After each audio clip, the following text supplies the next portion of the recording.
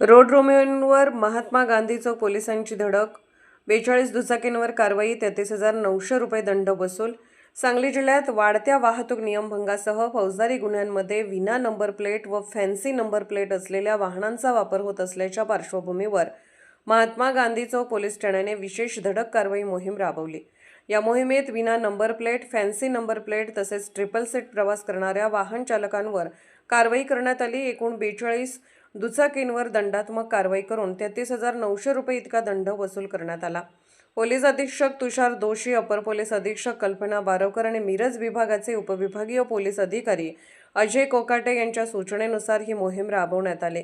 सहाय्यक पोलीस निरीक्षक तथा प्रभारी अधिकारी संदीप शिंदे यांच्या मार्गदर्शनाखाली महात्मा गांधी चौक पोलीस ठाण्याच्या पथकाने Kupwad road, Chhatrapati Shivaji Maharaj road, railway station road, Ambedkar उद्यान तसेच शाळा, महाविद्यालय आणि रुग्णालय परिसरात विशेष गस्त घालत अचानक नाकाबंदी केली.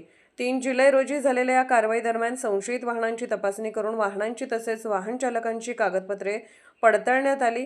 वाहतूक नियमांचे उल्लंघन करणाऱ्या चालकांवर मोटार वाहन कायद्यानुसार दंडात्मक कारवाई करण्यात आली. या मोहिमेमुळे वाहतूक नियमांचे पालन करण्याबाबत नागरिकांमध्ये जनजागृती होण्यास मदत होणार असल्याचे पोलिसांनी सांगितले.